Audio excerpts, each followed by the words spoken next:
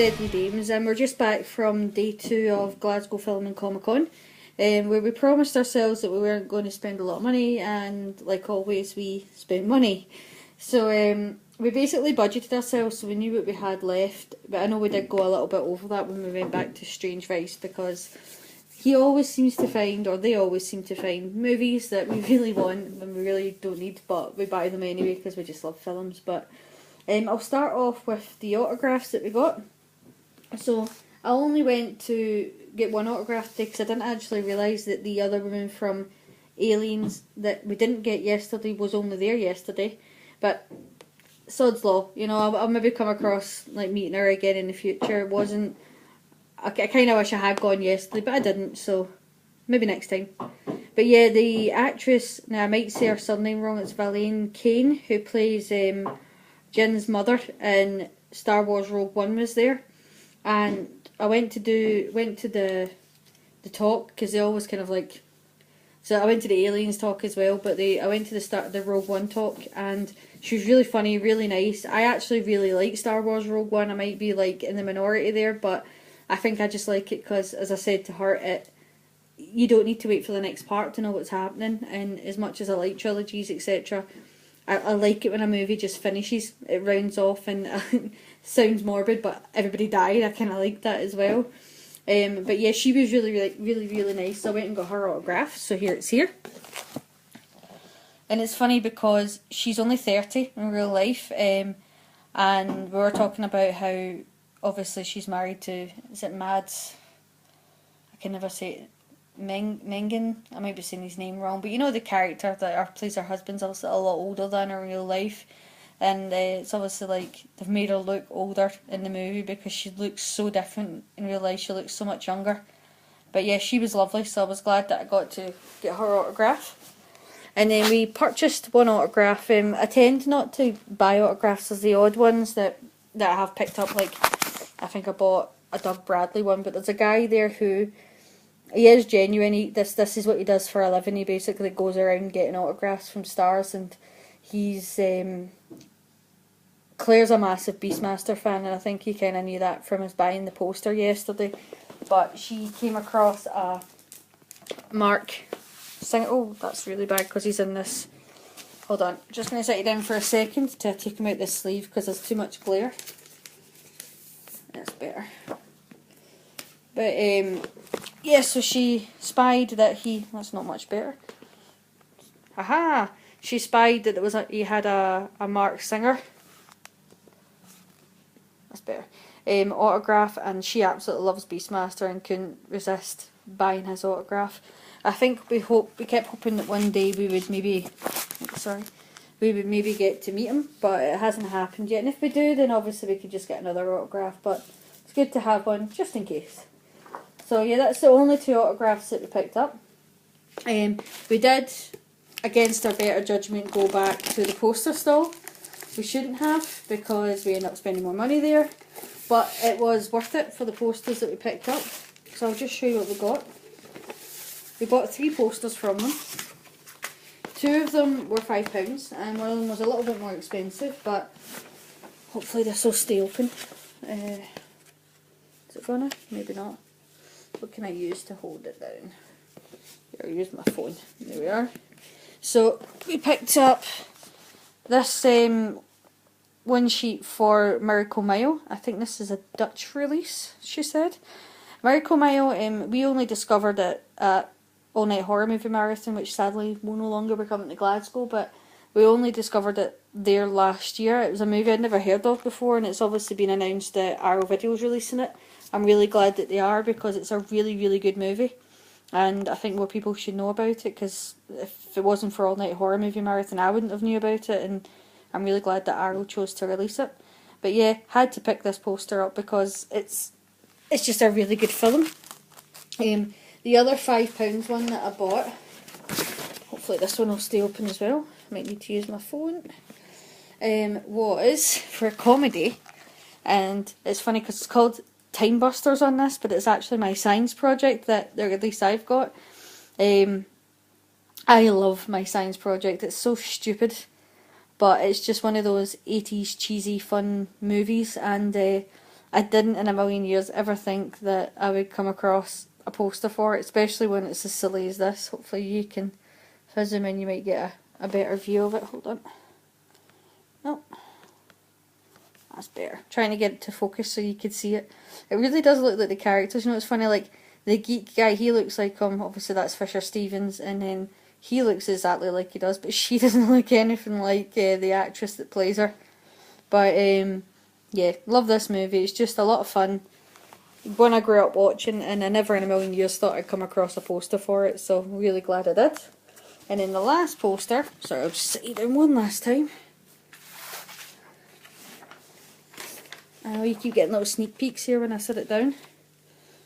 Is for Motel Hell, and I just loved this when I came across it. I thought this is perfect for Motel Hell because obviously it's about a nut job family that farms people. So that's what, obviously you've got the tractor, the characters there, and then the head sticking out the ground like in the movie.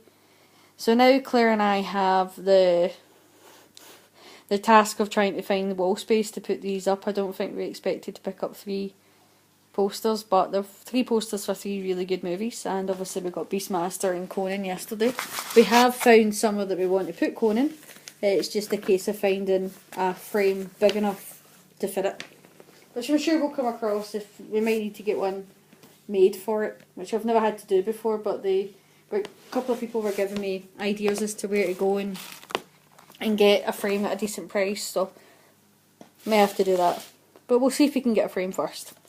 We went back to Strange Vice. The only reason I went back was to pick up one movie. Obviously I didn't just pick up one because I can't. I should learn to do what I say I'm going to do and then I don't do it. But yeah, the one movie that I went back to pick up was Frankenstein Created Bikers. It just sounds really funny. It's actually a sequel to a movie called Dear God No, which I've never seen, so maybe I have to look out for that as well, but it just looked really funny. And the good thing is the guys at Strange Vice actually gave us all of the plain collector's cards that come with it. There's usually only 2 in here, but they gave us a whole load of them, so oops, I'm dropping them everywhere. Get back in there. Oops, too long in the boobs. Yeah, so which I thought was kind of funny that they gave us a whole load of the cards that come with it. I also got, I haven't taken the prices off all of these yet, so you'll probably look at the price and go, oh my god, did you pay that? But I did. Frightmare, which is a slasher that I've always wanted to see. I've never seen it, so I figured why not. Plus, the good thing about these guys is they know us quite well, so they're often quite good with us. I got a DVD of The Mothers that just looks like a kind of something that Pam Grier probably should have been in, but it just looks really good. This one doesn't actually even have a proper case, but it was only £2, so I figured why not. And that's the Black 6. Looked good at the back. Got The Bubble, which is one that Claire picked. She wanted to see this. It's Space Vision 3D. Looked quite entertaining, so we went for that one. And then the last one, I never actually seen this. It was one that kind of skipped by me, but there was a guy at the stall who was buying it, and I was nosy, because I'm always nosy when I see people buying stuff and I don't know what it is. And I was like, oh, what's that? And it's called The House That Screamed. And it's apparently the movie that influenced Dario Argento's Suspiria. But it's here. So I know what I'm watching tonight. We got a couple of, they're not posters, they're on metal. But we've been at this stall before, and we bought a Fallout one last year. And when I was at the stall yesterday, I never seen these. I seen a Beetlejuice one, which is really, really nice. Almost tempted me with the Beetlejuice, but then when I went back today, there was 2 that had appeared that I didn't see at all yesterday. So Claire bought me this one. Hopefully you can see it okay. Which is the Gremlins one. Now these are actually metal. So see if I can. They're actually metal, and you can buy them silver or gold. So they're actually quite sharp. But they're on metal and they're kind of printed on it. And I just thought that was beautiful. It just looks like a big playing card. So Claire got me that one. I'm just going to try and sit with it. Oh, I'm dropping you, sorry. And then I got Claire this one, which is a Total Recall, of course. Arnie, you know what she's like. But this is really nice. It's obviously got all the characters on there, which we were laughing. It's even got Arnie with the turban on his head down here. But, yep. She wanted a Total Recall, so we picked that one up as well. Also, I've just noticed it's actually got the fish in the bowl as well. And the last thing I got, I actually picked this up yesterday. I forgot to put it in the video, and then afterwards I was like, oh, how could I have forgot that? I'm a fan of Rick and Morty. I think it's funny. It's a funny TV show. It's quite similar to Adventure Time, only more adult. And I couldn't resist it when I seen this because it just made me laugh. And I got a little brooch. It's a Pickle Rick. Hopefully you can see that okay. It just made me laugh. The girl at the stall had made these herself out of clay, painted them, and I picked one with his tongue hanging out. And the funniest thing was, because I didn't want to lose it, at the stage that I'd actually bought this yesterday, I didn't have anything else, like I hadn't picked anything else up. So I stuck it to the strap of my bag, thinking, right, at least I won't lose it there, and then I'll take it off once I buy something else and I can tuck it in there. And then I went to get the autograph from Imogen, you know, the girl from Hellraiser 2, and she was like, is that a gherkin on your bag? Is that a gherkin? And I thought, oh god, I've left Pickle Rick stuck to my bag. So I just said, no, it's Pickle Rick, and she just busted out laughing. I don't think she knew who Pickle Rick was, but she got to see Pickle Rick. But yeah, so that's everything that we picked up on Glasgow Film and Comic Con Day 2.